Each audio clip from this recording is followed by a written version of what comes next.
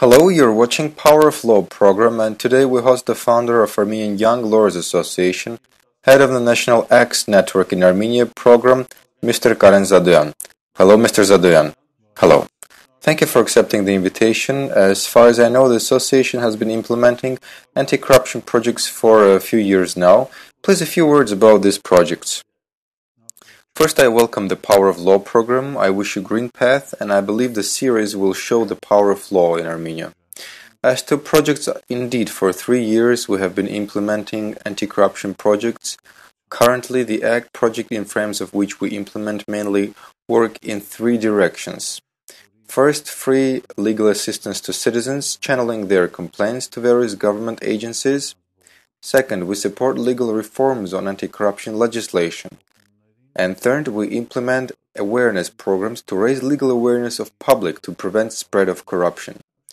Thank you. Do you have any success in the area? Back a few years ago, it was success to restore violated citizen rights. Today, we call success when we not only restore the rights, but also get the officials violating the rights to be punished. I believe the sooner we bring the principle of equality of all people before law, the sooner Armenia will be able to become a legal state. I fully agree to your position. To reach there, we need an aware and literate citizen who can defend his rights.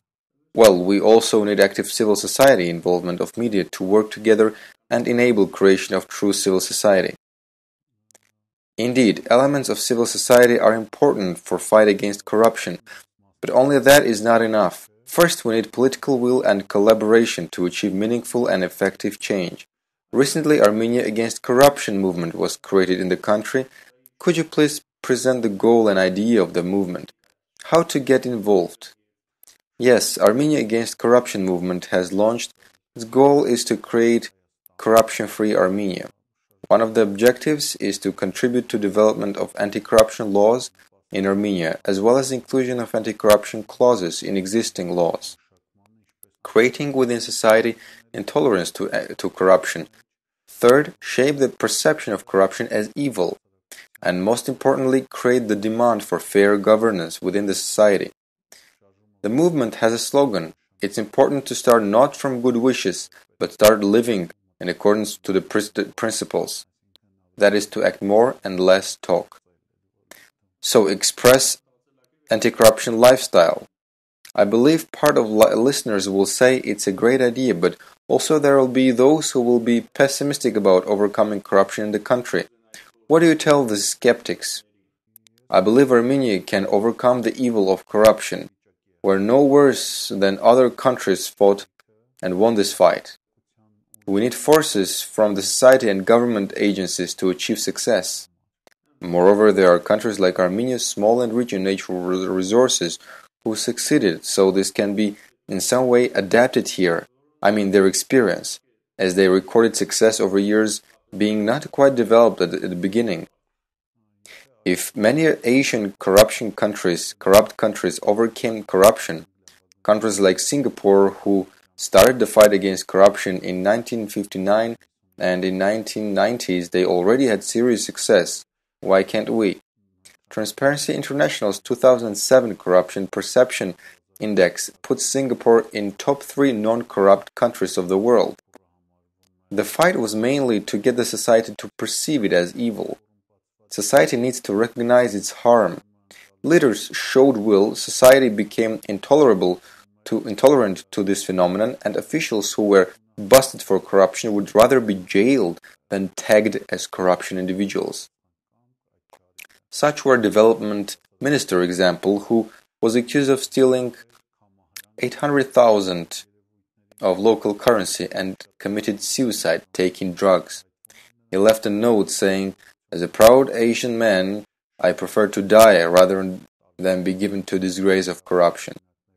Moreover, when the investigation was held and his wife and daughter found out about this, they left the country for disgrace. I believe it is important in our society to develop the culture of intolerance to corruption, so they not only don't fall for corruption, but also hate and condemn this phenomenon. Quite a graphic example you brought. I believe Singapore also exercises corporal punishment in form of beating with sticks, and I believe a lot of people wouldn't want to try that. So perhaps it's also a preventive measure. I also believe that main role belongs to society. In general, society's role in fight against corruption goes in 3 stages. First, when social intolerance is formed, when civil society voices displeasure. This is already happening in Armenia, and the very role of acts is to voice about corruption. Second, when international documents, conventions are created. And third, when these international conventions are implemented on national level, in form of laws being adopted. Armenia is specific for taking these steps all together. The society is beginning to voice concern around the country over the corruption. Second, there are already international conventions in place. And third, Armenian legislation is introducing anti-corruption mechanisms, and Armenia already has anti-corruption strategy and action plan. The second one already. Mr. Zadoyan, how many years will it take to shape that anti-corruption attitude?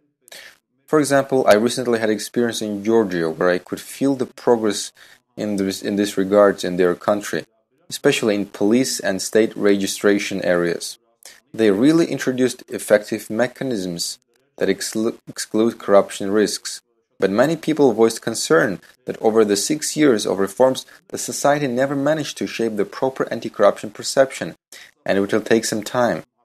Also, the infamous Institute of Pulling Strings still works there. So how do we start here? Education? As you also communicate with students a lot, will that help expedite the progress?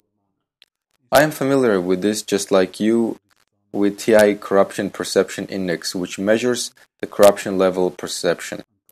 If we compare 2004 to 2010, Georgia started from 130th place to 68th. So we can say only in 7 years the progress was made, and this showed by public perception. Armenia, unfortunately, had regress, as in 2004 we were on 82nd place, and in 2010 we plummeted to 120th place, which is a sign of significant regress. What should we do? There is no special formula for this, but what we need to do is hold free and fair elections. Elections that don't take too much money. Same Singapore experience shows when these tools are used. They used voting as mandatory obligation and banned busing people to precincts. Every citizen had to give and go and give vote. On the other hand, nobody could make him do that or take him there. So when he had to choose for himself, the free will was exposed.